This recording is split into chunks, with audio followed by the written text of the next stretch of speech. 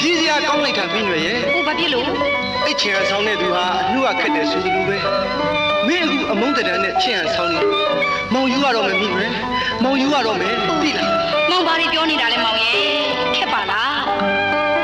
ယူရဲဆိုရင်ဆိုမိုက်တယ်လို့ဆိုရင်ဆိုအချစ်ကိုယုံမိလို့မြစ်ဖြင့်ချစ်ခင်ကျနာတယ်ပလီပလာမင်းတို့ဖြာမှာတင်သားလိုက်တဲ့မူလားပရိယေရေပြင်းမာရုပ်ရည်ကောင်းရင်ပါငှက်ငှက်ပြေလို့ကွယ်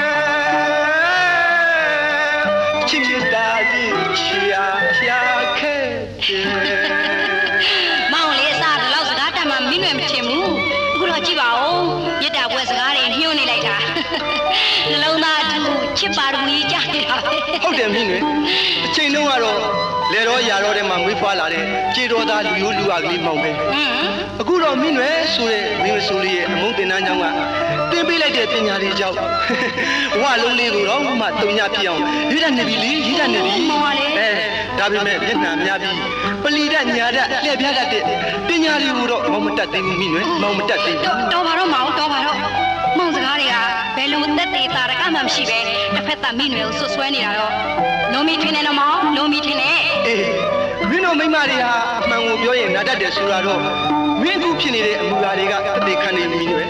တက်သေးခံနေပြီမင်းဘာပြောရင်လေးလဲကျွန်တော်ပေါင်းတင်းနေဆုံးတွေ့တဲ့အခါဒီလိုပြောရတယ်ကျွန်တော်ရောက်ရင်းနေဆုံးမိတဲ့အခါအမြဲပဲပြောရတယ်မောင်ချစ်မိတယ်မိကလေးရဲ့ရှိစားများတဲ့ကွယ်အော်တိတ်လေညွတ်လေစိတ်လေရင်နဲ့အထိန်မလွယ်တဲ့မိမလဲမလေးနွယ်အတဲလုံးဝရီပန်းစလို့ချလာသူပြောလေးရပြီပြားရကလူအနုချူပါ